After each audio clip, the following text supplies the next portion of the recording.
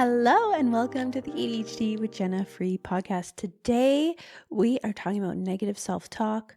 Why do we experience it so much? What can we do about it? Why is it there? How can we lessen it? I'm sure nobody's enjoying that experience, so that is what we're going to be talking about today.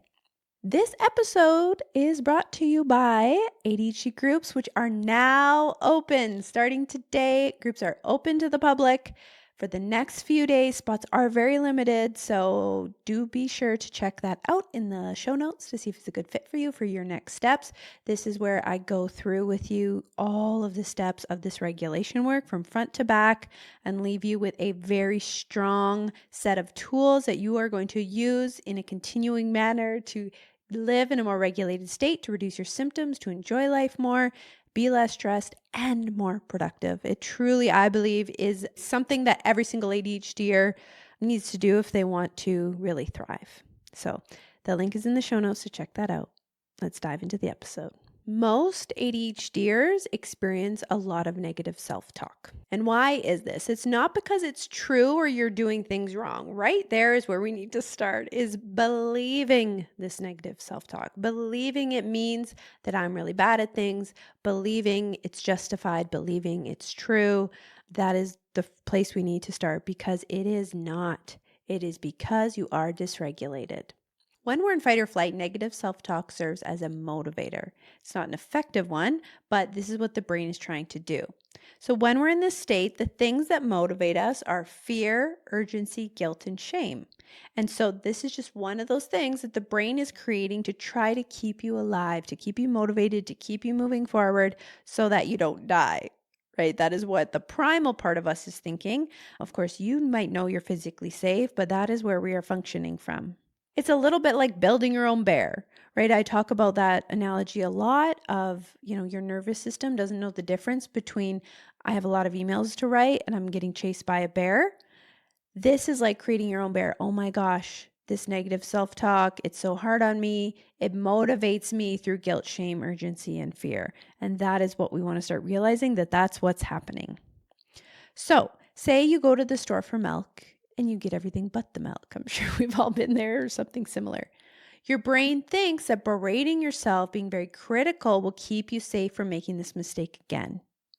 That making this mistake is dangerous and that this will protect you. If we ruminate about it enough, if we're hard enough on ourselves, if we feel bad enough about it, we will do better next time. You have probably seen by now that that's not very effective, or you wouldn't forget a damn thing ever again for the rest of your life. We are so hard on ourselves and it is not working.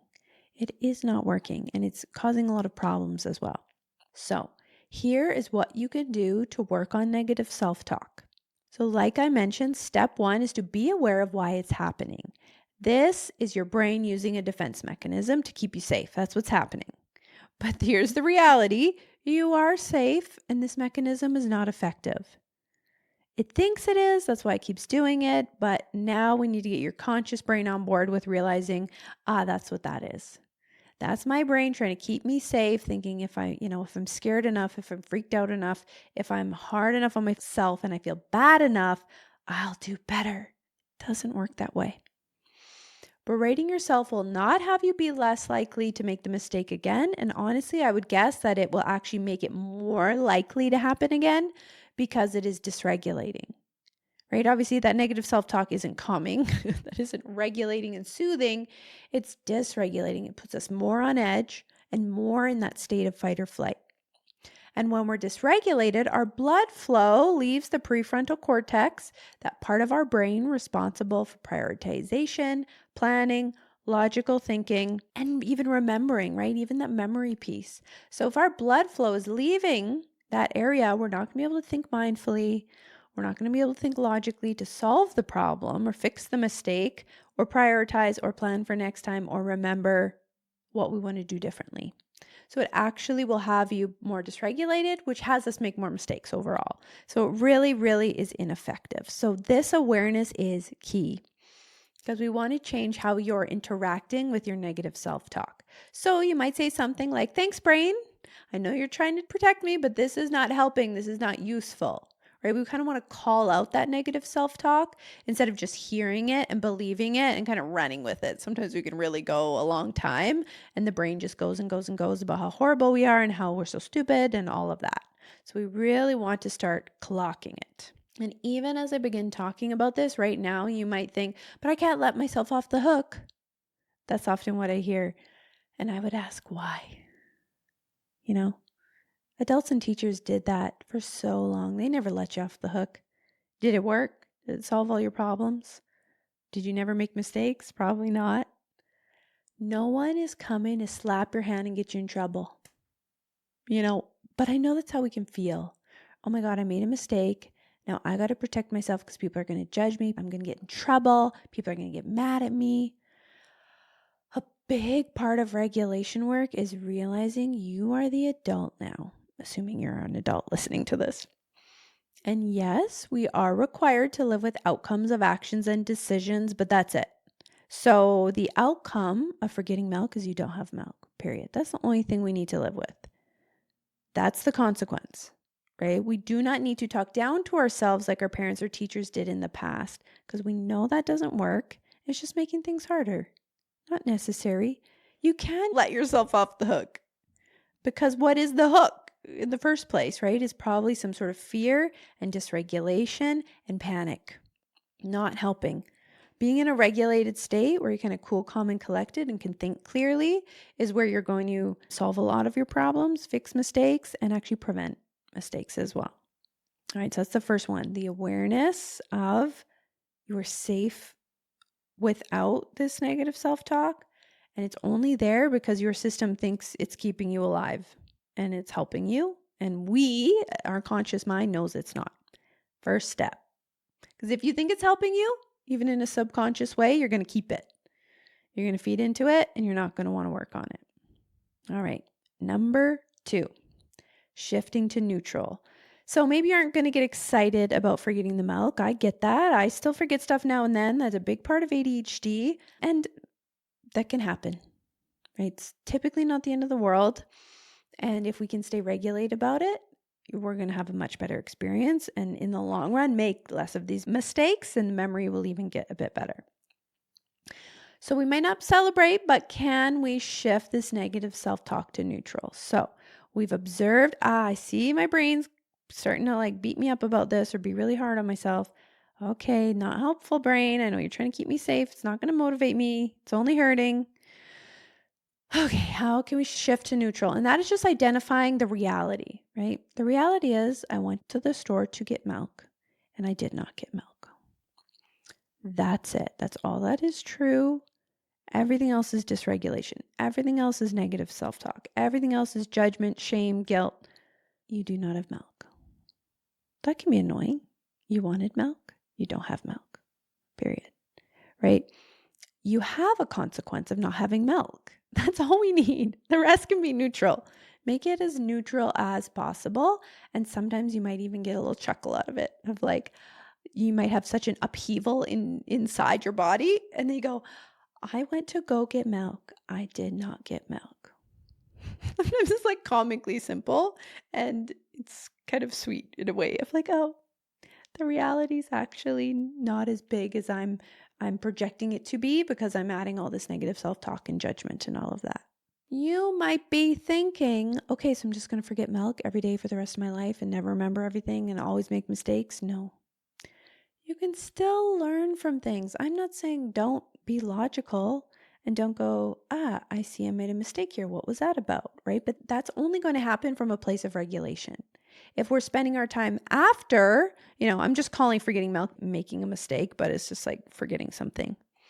But after making a mistake, berating yourself, I should have done this, I should have done that, I'm so stupid. That's not solving anything. You're not learning anything. So you're actually more likely to repeat the same mistakes.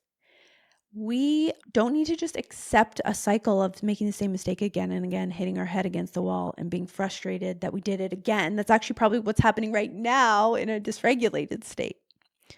But we can use curiosity to go, what went on there? What happened that had me forget the milk? Because we can just say, oh, I'm so stupid, I have ADHD. Well, something in particular in this instance, or maybe something that keeps happening, is going on, right? Because you don't forget everything all the time, always. So what happened here? I'm talking about going to the store to get milk because I find the grocery store quite dysregulating. I find, especially buying a lot of groceries, very challenging. I almost always forget something, or it just takes me so long to go through the store because I don't know, it just confuses me. I get very dysregulated and overstimulated in a grocery store. So this is a really good example from my personal experience. But you might go, okay, with that curiosity, a regulated, calm mind, let me reflect. Yes, I did forget the milk. That is a bit frustrating because all I really needed, that was like my number one priority. And then I got everything but the milk. Well, let me think, what happened? Okay, so I went in the store.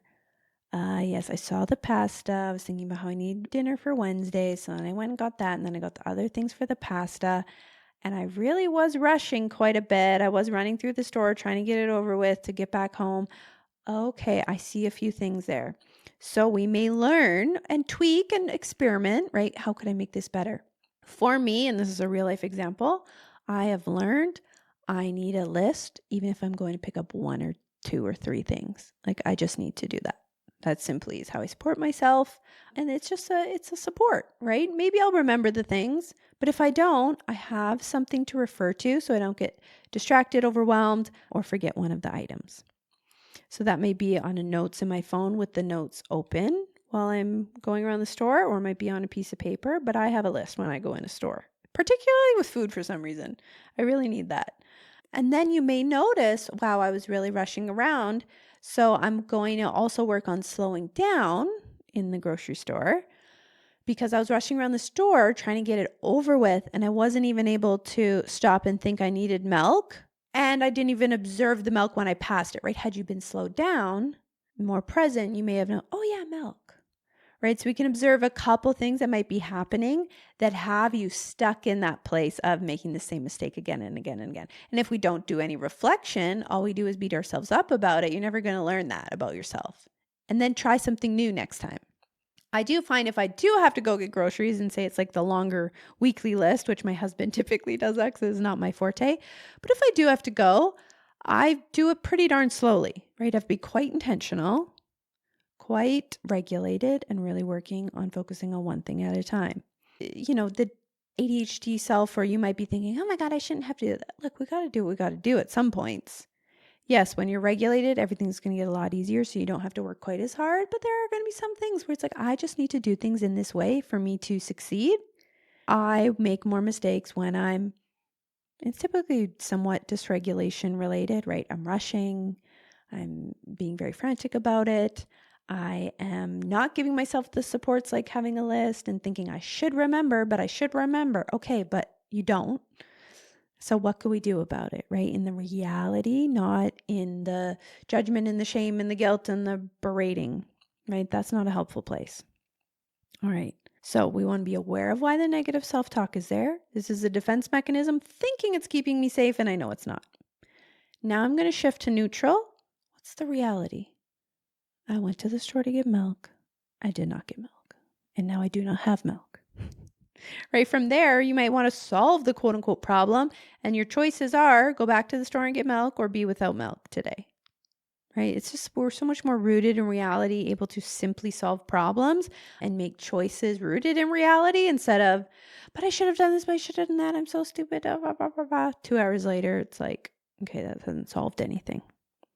Then we can reflect and learn. If you're making mistakes that you're frustrated about, things are happening that you're like, I would prefer not to do that. I would prefer not to forget the milk when I go to pick up milk. Great. Let's reflect. Let's learn. We're always learning and growing, right? This is a positive, not even positive, but this is a safe place. It's okay to reflect on things I've done that I wish I hadn't done that way and learn from it. In a way that feels good and calm, and I don't need to panic about it. All right, number 4 is if it feels uncomfortable to let go of negative self-talk, even in our discussion here, you might think, yeah, but. Observe what feels scary about it. What are the yeah, buts coming up for you? What do you think will happen if you stop the negative self-talk? So maybe you're thinking like, well, if I let myself off the hook, then blah, blah, blah. What is coming up for you? Because if it's something, we got to observe that resistance, because if you're, even if it's a subconscious belief that negative self-talk is helpful, your brain just will not go, work on it, because it's thinking, well, I don't want to get rid of this thing. This thing is keeping me alive. It's keeping me safe. And that tends to not be the case in reality, but you might be feeling that for various reasons. So you can have a look inside of like what's going on there. And then you may have to reflect, what do you think the negative self-talk is helping with? What do you think it's doing for you? Because if you really believed this is hurting me, this is not helping with anything, it'd be pretty easy to at least accept my words of like, hey, let's work on this. This is a valuable thing to work on, and you're going to be happier without it. You'd probably go, yes, of course. Okay, let me get into these steps, Jenna. But if you're like, oh, yeah, but that tells me that somewhere a part of you thinks it's helping. We need to get down to the nitty gritty of that so we know what's going on there. Because you may look at it consciously and go, okay, I know that's ridiculous. But somewhere, it's sticking there. So something important to look at. The fifth point: you deserve to live a life that's easier and more enjoyable. You deserve to enjoy the process of life. You deserve to be happy. You deserve all of that good stuff. You don't have to, figure out how to never make a mistake again in order to be happy, or you do everything perfectly in order to enjoy life. You deserve it. You deserve a good life that feels nice. And negative self-talk is always going to go against this effort, or that reality, or that desire that I hope you have of a nice, enjoyable life. So for the milk example, yeah, that's annoying. You forgot the milk. Now you don't have milk. You have a natural consequence of forgetting the milk is not having milk. Okay, that sucks, right? That's the reality, and that can be very annoying. But we do not need to make it even harder by being so critical of ourselves and participating in that negative self-talk, because that's just a layer on top of the reality that's already difficult that we don't need. We don't need it. There's no use for it. And I say this in a way of like, this is a conversation between you and yourself. So you have control over both ends of this conversation. You don't have control over all the thoughts you have, but we can work on adjusting them and shifting them and changing how our brain thinks, creating new neural pathways so that your brain doesn't go to negative self-talk as a defense mechanism. But, this isn't your teacher getting mad at you because your homework's late. This is you talking to you. Like, you can choose to let it be easier. You can choose to, quote unquote, let yourself off the hook. Being on the hook, if you think of it physically, like hanging off a hook, doesn't sound like you're going to do a good job of anything in that state. Right? Going, yes, I made a mistake. I forgot something. It's okay. Like if your kid came home from school and went, oh my God, Mom, I forgot my water bottle, and was freaking out, berating herself about it, you wouldn't go, yes, keep being hard on yourself so you don't never forget it again. Maybe old-fashioned parenting would, but I'm probably thinking people listening right now would not do that. You go, it's okay, honey. We can get it tomorrow. You may go, well, do you know where you put it? Like why do you think you forgot it today? You may reflect and learn a little together, but you're probably not going to believe that negative self-talk will help her. It's the same for yourself. Negative self-talk is not going to help you. Just because you forgot the milk at the store, and I know I'm using one analogy, but this can be for anything that you beat yourself up about. Like, it's not going to help. It's not going to make it any better. It's going to make you miserable. And then it's going to be more dysregulating, which is going to make you struggle even more. It's going to make your ADHD symptoms go up even more. And you're going to, it's a vicious cycle. So let's turn that cycle around.